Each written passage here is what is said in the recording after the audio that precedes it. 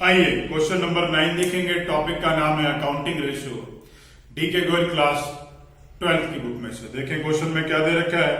Question में हमें current ratio दे रखी है और करंट रेशियो हमें तीन तरीके से दे रखी है, 2.5:1, 1.5:1 और 0.75:1।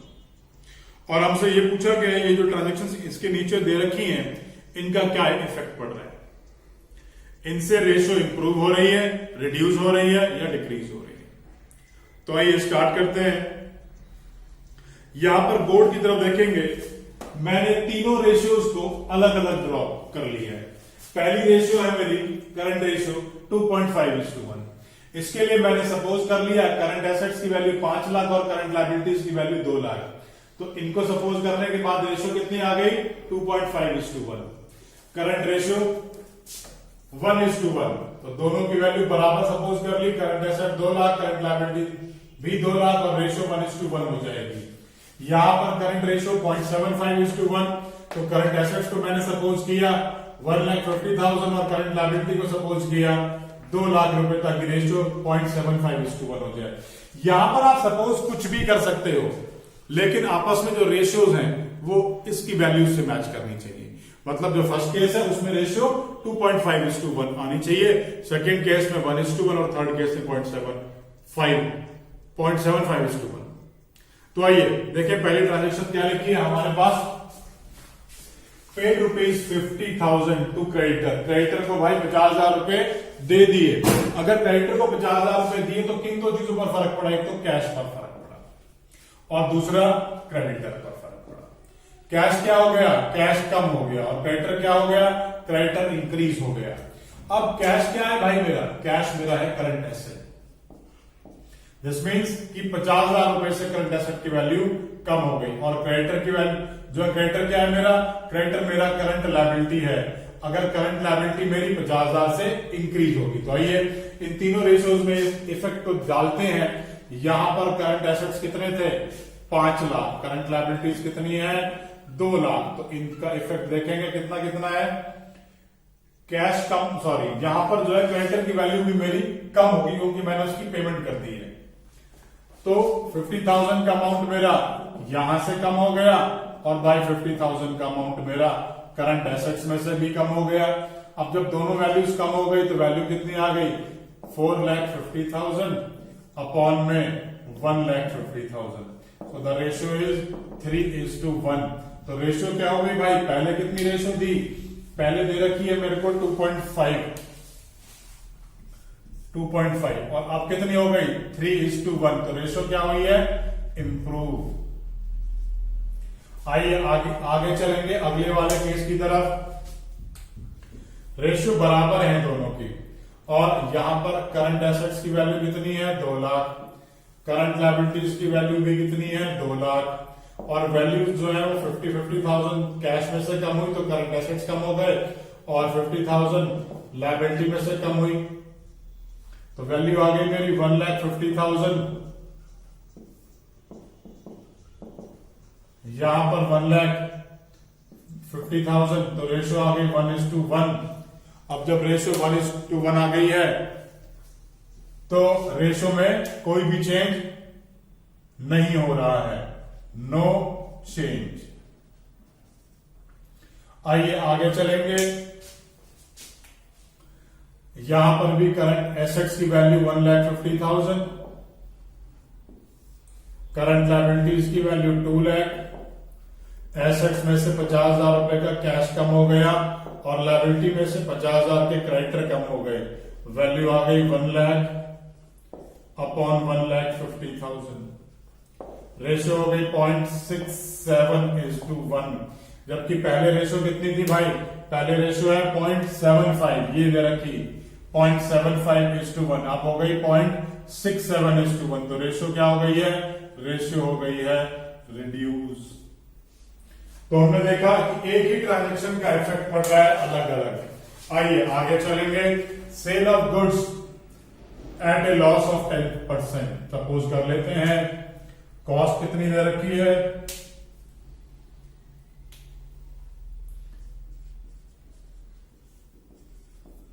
50,000 की कॉस्टिंग है, और 10% का लॉस है, तो sale of goods at a loss of 10%। अब गुड्स की सेल है, कॉस्ट 50,000 है, तो कितने में बेचा होगा? अगर कॉस्ट 50,000 है तो 5% 5,000 का लॉस आया, आपने सेल करी होगी 45,000 में। सेल करने से किन दो चीजों पर फर्क पड़ा? एक तो भाई कैश इंक्रीज हो गया, कितने से? 45, क्योंकि पैसे कितने मिले? 45,000। और दूसरा इफेक्ट कहां पड़ा? स्टॉक या इन्वेंट्री कम हो गई। इन्वेंट्री कितने से कम होगी? इन्वेंट्री कम होगी 50,000 रुपए से। तो आइए चलते हैं आगे और देखेंगे इन रेशियोज के ऊपर इनका क्या फर्क पड़ेगा। इस केस के अंदर 5 लाख रुपए के करंट एसेट्स हैं और भाई 2 लाख की करंट लायबिलिटी है। अब स्टॉक 50,000 से कम हो गया तो स्टॉक मेरा करंट एसेट है। यहां भी मेंशन कर देता हूं मैं इसको कि स्टॉक मेरा करंट एसेट है और इसका इफेक्ट करंट एसेट में पड़ेगा, करंट एसेट कम हो जाएगा। कैश भी मेरा करंट एसेट है और वो वहां प्लस हो जाएगा। अब 2 लाख का जो ये अमाउंट आया है इसमें कोई चेंज नहीं है और यहां पर 45,000 मैंने प्लस कर लिया। ये वैल्यू कितनी हो गई मेरी? ये वैल्यू हो गई 4,95,000। 4,95,000 अपॉन में 2 लाख। अब आइए से कैलकुलेट कर लेते हैं। ये आंसर आ गया 2.47:1। जबकि पहले रेशो देखो कितनी है भाई? पहले रेशो है 2.5 और अब आ गई है 2.47। तो रेशो क्या हो गई? रेशो हो गई मेरी रिड्यूस। चलिए आगे चलते हैं सेकंड केस की तरफ। सेकंड केस में भी करंट एसेट्स की वैल्यू 2 लाख है, करंट लायबिलिटीज की वैल्यू भी 2 लाख है और स्टॉक तो कम हो गया, कितने से? 50,000 से। कैश बढ़ गया 45,000 से। तो इसकी वैल्यू कितनी आ गई? 1,95,000 और अपॉन में 2 लाख। तो देखें यहां पर क्या इफेक्ट आ रहा है? ये आ गया 1.95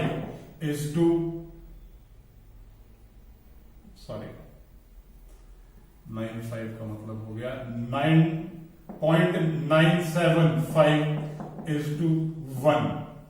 अब 0.975:1 पहले रेशो थी 1:1, तो रेशो क्या हो गई है? रेशो हो गई है मेरी रिड्यूस। आइए आगे चलेंगे और यहां पर रेशो दे रखी है करंट एसेट्स की वैल्यू 1,50,000, करंट लायबिलिटीज की वैल्यू 2 लाख और स्टॉक कम हो गया 50,000 से और जो माल बेचा है उसके पैसे आए हैं 45,000। तो फर्क क्या पड़ेगा भाई? वैल्यू हो गई 1,45,000 अपॉन में 2 लाख। ये वैल्यू आ गई 0.725:1, जबकि पहले कितनी थी? 0.75। अब उससे कम हो गई तो मतलब क्या हुआ इसका कि भाई रेशियो जो है वो रिड्यूस हो गई। आइए थर्ड केस की तरफ चलेंगे। Sale of fixed assets for ₹1 lakh. Book value कितनी है? 1,20,000। तो इस ट्रांजेक्शन का इफेक्ट किस किस चीज पर पड़ेगा? पहला पड़ेगा फिक्स्ड एसेट पर। तो ये फिक्स्ड एसेट्स क्या हैं?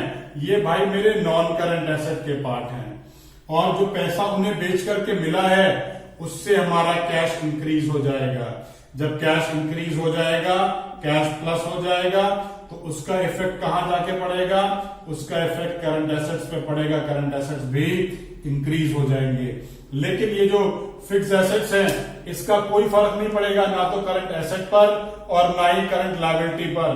तो मैं इसको स्टडी नहीं करूंगा, सिर्फ प्लस करता ही चलूंगा। तो आइए देखें, सबसे पहली वाली रेशो की इक्वेशन क्या थी? थर्ड केस है ये। एसेट्स की वैल्यू 5 लाख है, लायबिलिटी की वैल्यू 2 लाख है।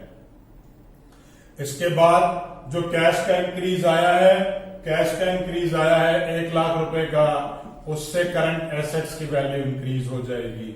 जब ये करंट एसेट्स की वैल्यू इंक्रीज हो जाएगी तो तो ये वैल्यू हो गई 6 लाख अपॉन 2 लाख, रेशियो हो गई 3:1।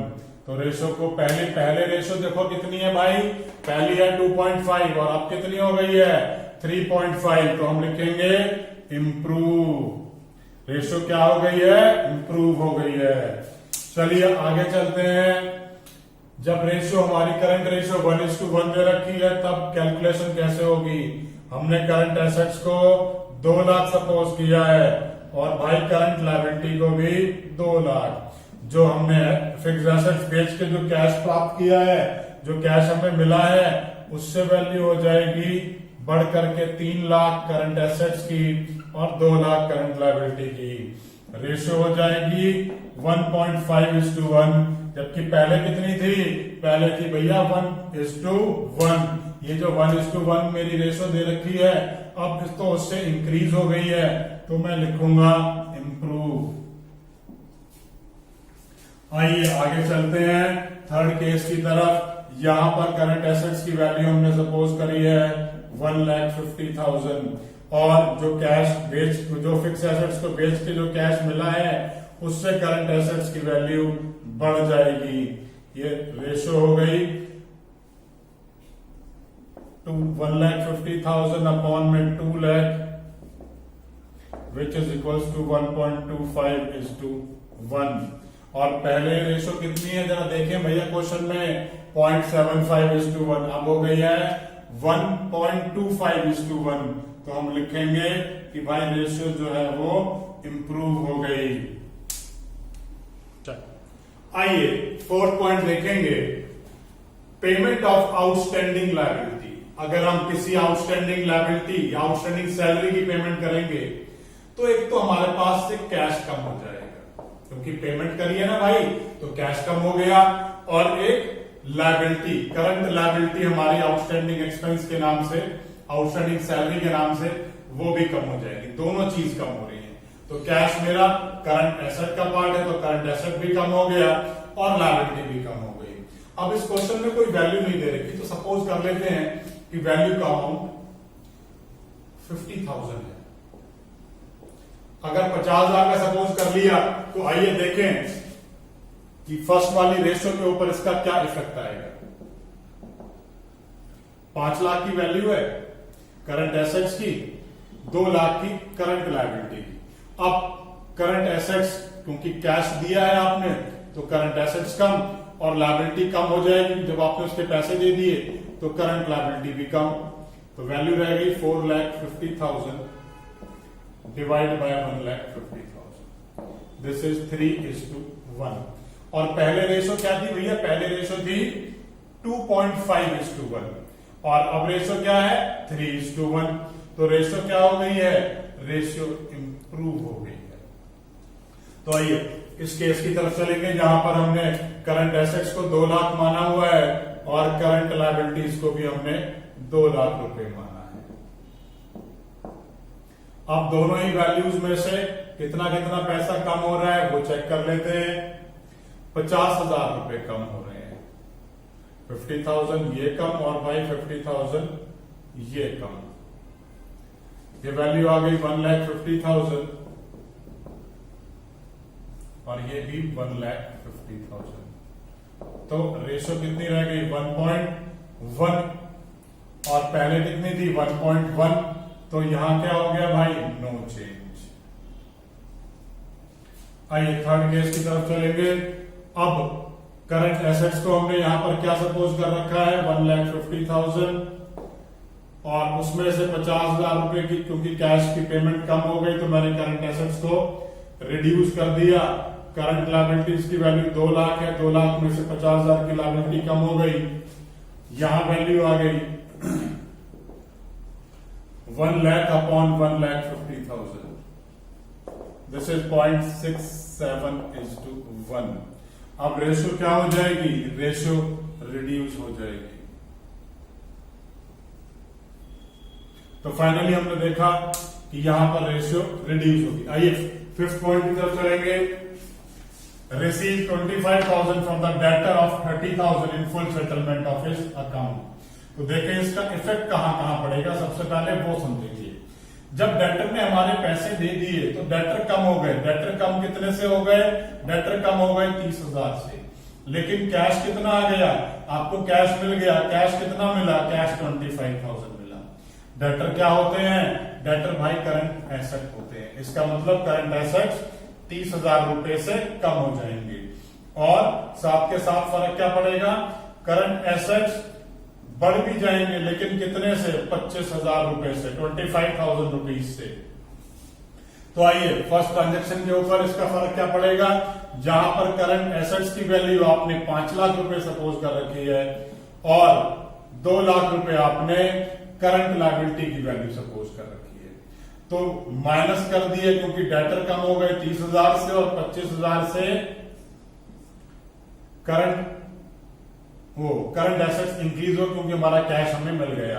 करंट लायबिलिटी में कोई भी चेंज नहीं है। वैल्यू आ गई 4,95,000 डिवाइड बाय 2 लाख। इसको सॉल्व कर लेते हैं। (2.47:1), जबकि पहले रेशो कितनी थी भाई? पहले रेशो थी 2.5, अब वो हो गई 2.45। तो रेशो जो है वो मेरी रिड्यूस हो गई। आइए आगे चलेंगे। यहां पर आपने क्या सपोज किया है? यहां हमने सपोज कर रखा है कि भाई करंट एसेट 2 लाख के हैं और करंट लायबिलिटी भी 2 लाख की है। डेटर हमारे 30,000 रुपीज से कम हो गए और 25,000 से हमारा कैश इंक्रीज हो गया। तो वैल्यू आ गई 1,95,000 अपॉन में 2 लाख। और ये रेशो कैसे आएगी? ये रेशो आएगी 0.97:1। तो 0.97:1 का मतलब क्या? पहले तो था 1:1, 0.97:1। तो रेशो क्या हो गई? रेशो रिड्यूस हो गई।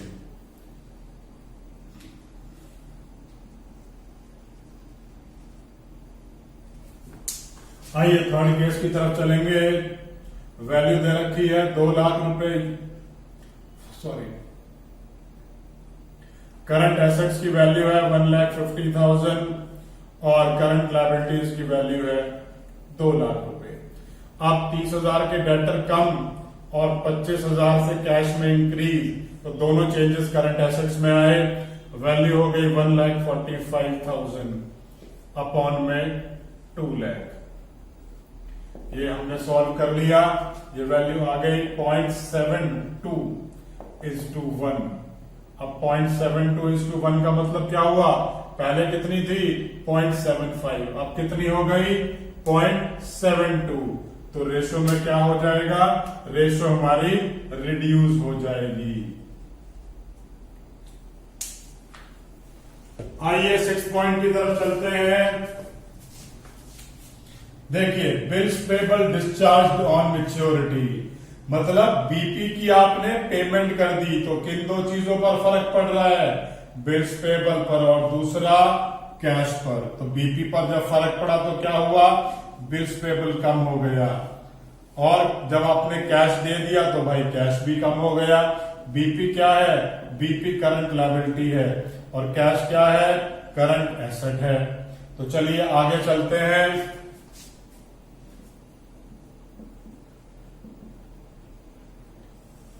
5 लाख के मेरे करंट एसेट्स थे और 2 लाख की मेरी करंट लायबिलिटी है। 5 लाख के एसेट थे, 2 लाख की करंट लायबिलिटी है। जब बीपी की वैल्यू कम हुई तो यहां पर हम सपोज कर लेते हैं एक वैल्यू कि भाई इसकी वैल्यू 50,000 रुपए है, इसकी वैल्यू 50,000 रुपीज है, या वैल्यू जो है 1 लाख मान लेते हैं ताकि थोड़ी सी सब्ट्रैक्शन करने में आसानी हो जाएगी। ये हमने अमाउंट सपोज कर लिया। तो 1 लाख में से भी कैश कम हो गया 1 लाख रुपए और 2 लाख की करंट लायबिलिटी में से भी आपने जब लायबिलिटी पे कर दी तो बीपी कम हो गया। वैल्यू आ गई 4 लाख अपॉन में 1 लाख। रेशियो हो गई 4:1। 1 और हम इसे कहेंगे इम्प्रूव। क्यों इम्प्रूव क्यों? जरा पीछे देखिए, यहां पर रेशो कितनी है 2.5:1, अब कितनी हो गई 4:1, तो इसे मैं इम्प्रूव बोलूंगा। चलिए आगे चलते हैं। अब ये रेशियो हमारे यहाँ पर current asset to current liability कितनी है 1:1 थी, तो करंट एसेट्स को 2 लाख और करंट लायबिलिटी को भी 2 लाख माना हुआ था। दोनों में से इक्वल अमाउंट हमने लेस कर दिया बीपी का और कैश का, तो 1 लाख अपॉन 1 लाख आ गया। रेशियो 1:1 हो गई, और क्योंकि रेशियो में कोई चेंज नहीं आ रहा है तो हम लिखेंगे नो चेंज। आइए थर्ड वाला केस देखेंगे। करंट एसेट्स की वैल्यू है 1,50,000 और करंट लायबिलिटी की वैल्यू है 2 लाख। अब करंट एसेट की वैल्यू जो 1,50,000 है उसमें से कितने पैसे कम हो गए, हमने जो कैश दे दिया 1 लाख वो उसमें से कम हो गया, और करंट लायबिलिटी में से भी 1 लाख कम हो गया। वैल्यू आ गई 50,000 और यहां आ गया 1 लाख। ये वैल्यू आ गई 0.5:1। अब 0.5:1 का मतलब क्या हुआ, पहले कितना था 0.75, अब कितना हो गया 0.5, तो रेशियो में क्या हो गया, रेशियो हो गई रिड्यूस।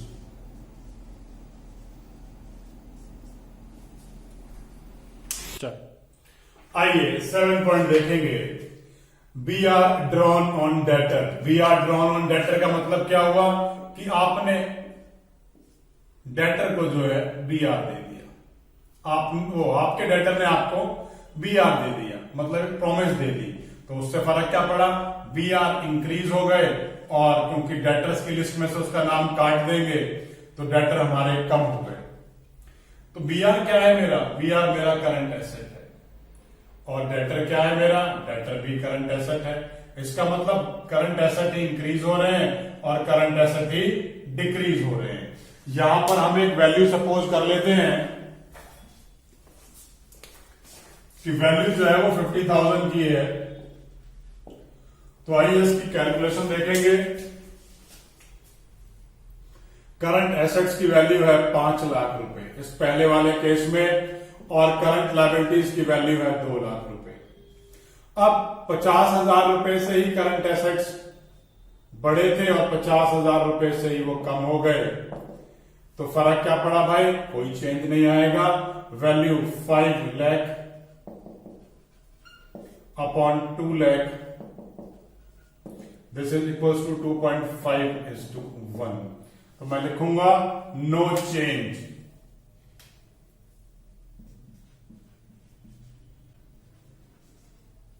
आइए आगे चलेंगे।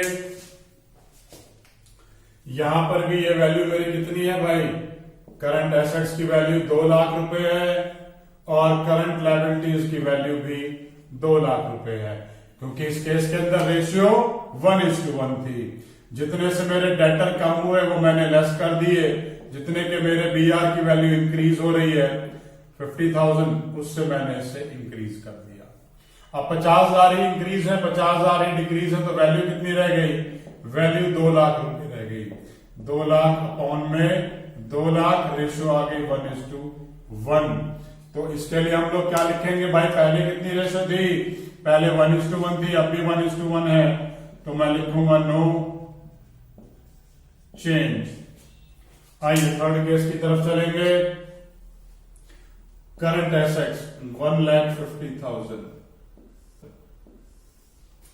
करंट एसेट्स में से 50,000 कम हो गए और करंट एसेट्स में से ही 50,000 बढ़ भी गए, लेकिन करंट लायबिलिटी की जिसकी वैल्यू 2 लाख है, ना तो उसमें कोई इंक्रीज है और ना ही कोई डिक्रीज है, तो वैल्यू मेरी 1,50,000 अपॉन में 2 लाख, रेशियो आ गई 0.75:1, और इस रेशियो में कोई भी चेंज नहीं है,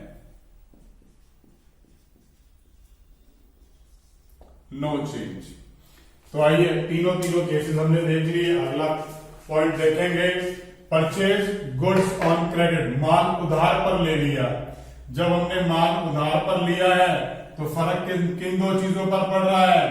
एक तो स्टॉक बढ़ गया, स्टॉक क्या है, स्टॉक करंट एसेट का पार्ट है तो करंट एसेट इंक्रीज हो गए।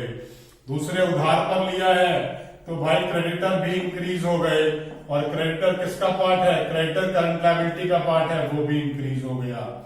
यहां एक वैल्यू सपोज कर लेते हैं, वैल्यू मेरी 50,000 है जिसका मैंने माल खरीदा है।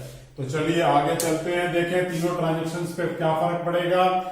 फर्स्ट केस में करंट एसेट्स की वैल्यू 5 लाख है और भाई करंट लायबिलिटी की वैल्यू 2 लाख है। करंट एसेट्स 5 लाख के हैं और उस 5 लाख पर 50,000 रुपए का इंक्रीज आ गया। करंट लायबिलिटी भी इंक्रीज हो गई 50,000 से। अब ये दोनों वैल्यूज क्या हुआ, दोनों वैल्यूज मेरी इंक्रीज हो गई। वैल्यू हो गई 5,50,000 और यहां पर 2,50,000। तो ये वैल्यू मेरी आ जाएगी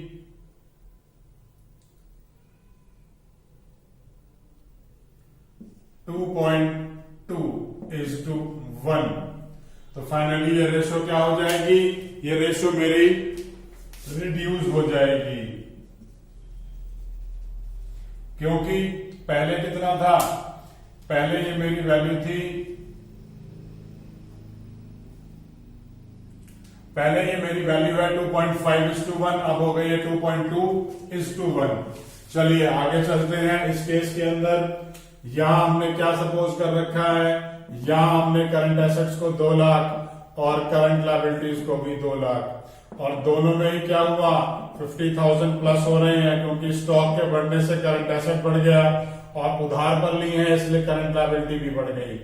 वैल्यू हो गई 1,50,000, वो 2,50,000 अपॉन में 2,50,000, दिस इज 1:1। और यहां पर क्या लिखूंगा मैं, यहां लिखूंगा नो चेंज, क्योंकि पहले भी कितना है, पहले भी रेशियो 1:1 है, अब भी रेशियो 1:1 है। आइए आगे चलेंगे। 1,50,000 ये मेरा करंट एसेट है और करंट लायबिलिटी कितनी है 2 लाख रुपए, दोनों में ही 50,000 का इंक्रीज है। तो चलिए इसे कैलकुलेट कर लेते हैं। वैल्यू आ गई 1 लाख अपॉन 2,50,000।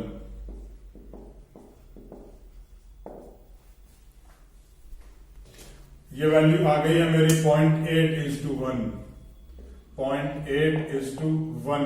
अब 0.8:1 का मतलब क्या हो गया, पहले कितनी थी रेशियो 0.75, अब हो गई है 0.8। तो हम क्या लिखेंगे, रेशियो इंक्रीजेस। चलिए आगे चलते हैं। Issue of debentures to the vendor of machinery. Debentures का इश्यू है मशीन के वेंडर्स पर। अब इससे फर्क क्या पड़ा, एक तो डिबेंचर्स इंक्रीज हो गए, डिबेंचर्स इंक्रीज हो गए, और एक हमारी मशीनरी की वैल्यू इंक्रीज हो गई। तो ये जो डिबेंचर्स हैं ये मेरी नॉन करंट लायबिलिटी का पार्ट है और मशीनरी जो है वो नॉन करंट एसेट का। तो ना तो ये करंट एसेट का पार्ट है और ना ही ये कोई करंट लायबिलिटी का पार्ट है। तो इन दोनों का ही करंट रेशियो के ऊपर कोई फर्क नहीं आएगा।